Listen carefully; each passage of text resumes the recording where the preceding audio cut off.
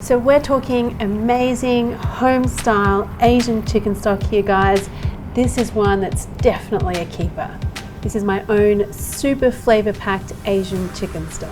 Okay, so I'm calling this home style and my version of Asian chicken stock because I'm showing you guys the exact way I make it at home, which is a little bit different to a restaurant style chicken stock. It's different to classic Chinese style chicken stock. It's just very practical and very tasty. So here we go. Let's get started. I am gonna make, first of all, a garlic and pepper paste. So I want some garlic here in my mortar and pestle and a little bit of pepper. And the reason I have all those provisos at the beginning of this recipe is that this is not about making the most clear, beautiful, consommé, fancy restaurant stock there is.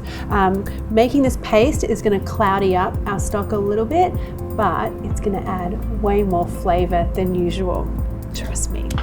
Okay, so this is the kind of rough paste that you're looking for. It's not really even a paste, just kind of like a bruising of those ingredients. Now I want to start off with a little bit of oil in my stock pot.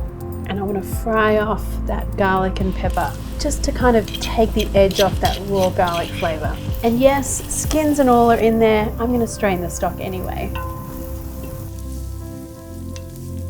Okay, so I may as well get my other aromatics in there. I've got some ginger, some chunky slices there. And spring onion. Just going to kind of scrunch that up a little bit. Throw that in. And now for the chicken part. So I use the whole chicken, and that way I can break off the chicken meat, use it for sandwiches or salads, but you could go ahead and just use a chicken carcass or chicken wings for this as well. Now just fill up your pot with as much water as it can handle.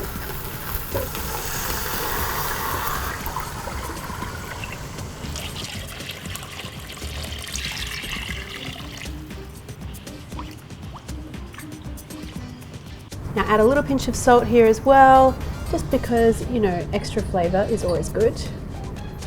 And then I'm only going to simmer this for about 90 minutes. So a lot of stock recipes, particularly Western stocks, have you simmering this for like 3 or 4 hours, which is great for the flavor of your stock, but it means that the chicken pretty much becomes inedible. All the flavor goes into the liquid.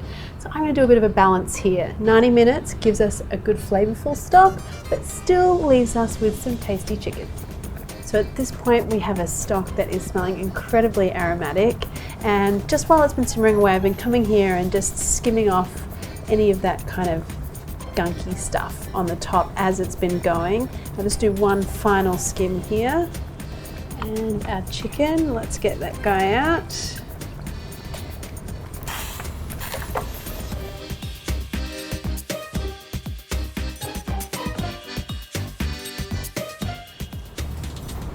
And now we can strain our stock.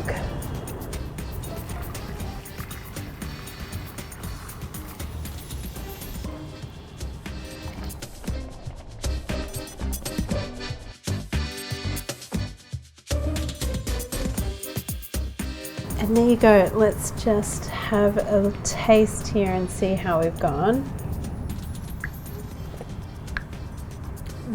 Beautiful. Just a lovely chicken flavor, and then you've got a little bit of a hint of those aromatics there, the ginger, the garlic, the spring onion, and just that little background heat from some pepper. So what I like to do now is put this into the fridge. Once it's cool, I kind of skim off the chicken fat on the top. You should mix that with some potatoes. It tastes really good before you roast them. And then my stock goes into the freezer. And actually the flavor of this is not overly Asian, so you can use this for Western dishes as well. I know I do. And then you've also got your chicken, which you can use for anything. Strip it out, put it into noodle soups, make sandwiches. See, lots of different ways to use both of these things. If you've got any comments or questions, pop them below. And if you enjoyed the video, why not hit that subscribe button plus the little bell one, and that way you'll get notified every time I release a new video. Thanks guys.